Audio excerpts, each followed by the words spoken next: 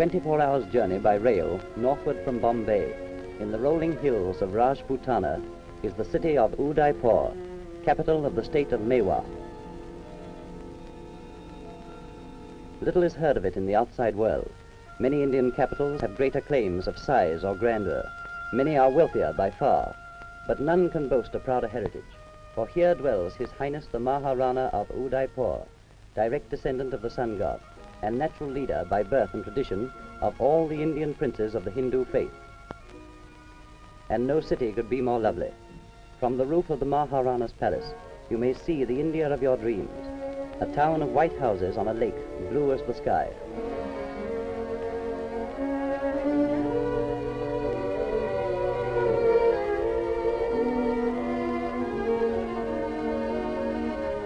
Udaipur is surrounded by a strong defensive wall, which in the 16th century barred the way of the Mughal emperors in the great Mohammedan invasion.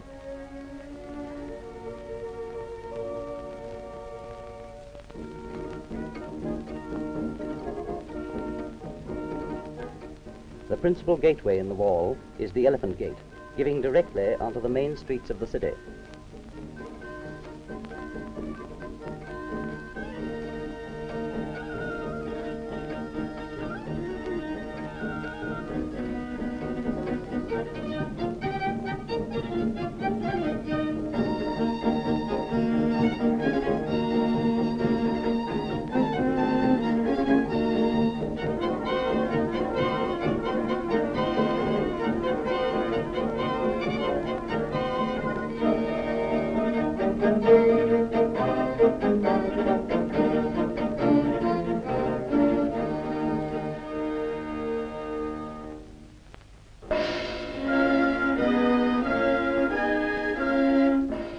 In the center of the town is the massive temple of Jagannath, its towers elaborately carved with the figures of animals by craftsmen of long ago.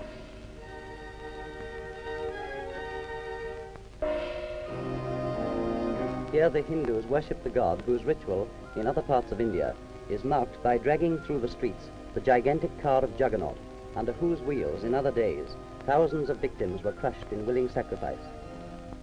On the steps of the temple, the cow, sacred to the Hindus, exercises her divine right of reposing when and where she chooses.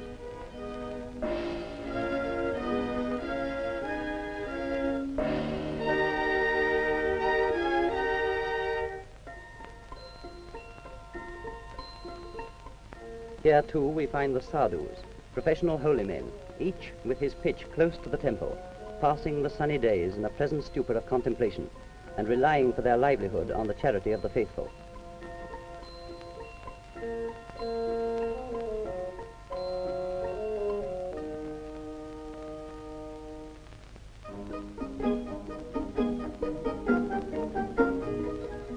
The trades of Udaipur are carried on in the tangle of streets below the temple.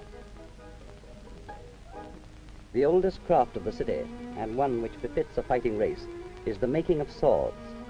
Even today it is a cottage door industry, the craftsman supplying the skill, and his wife the power.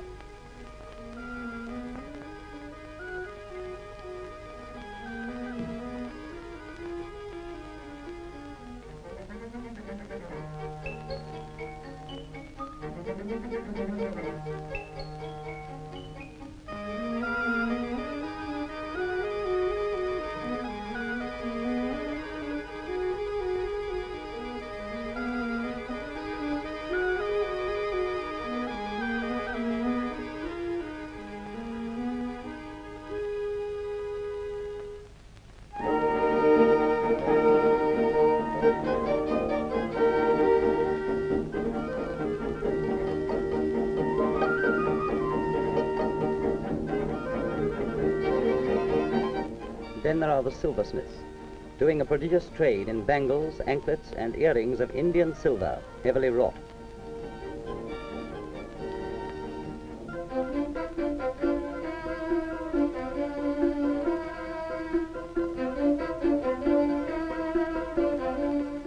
Conveniently near the shops, you will find the imposing premises of the Money Changers Bank and safe deposit.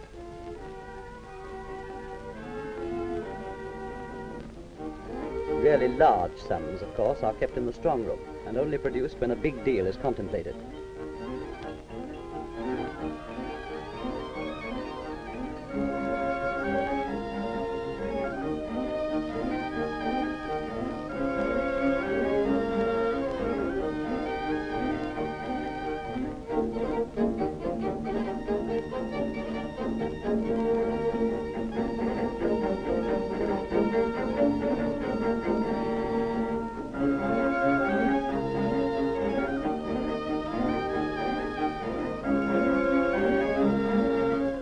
Much of the farming round the city is done by the Beals, a race of aborigines, and the produce is carried into town by their womenfolk for sale in the markets.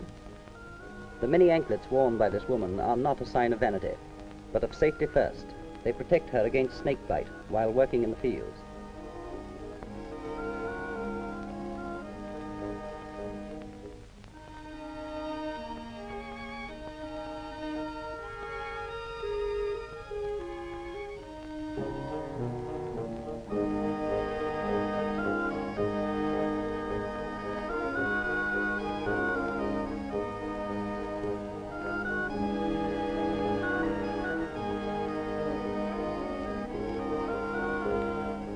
From the heat and glare of the busy streets, let us turn to the cool beauty of Pichola Lake.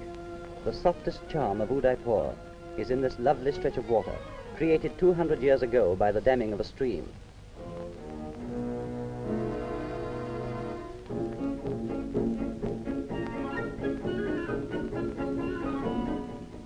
Here, throughout the day, the townsfolk come to the steps of the Ganga Ghat to bathe and wash, and to watch the children at play.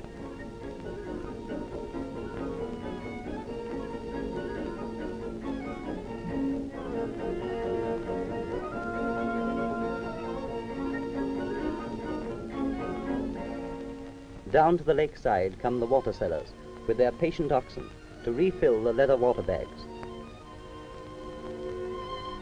Rich and poor, humble and mighty, Pichola serves them all. The cool waters ripple gently round the white marble walls of the summer palace that gleams like a jewel on the bosom of the lake. Happy Udaipur! The descendant of the sun god could find no fairer dwelling place under the sun.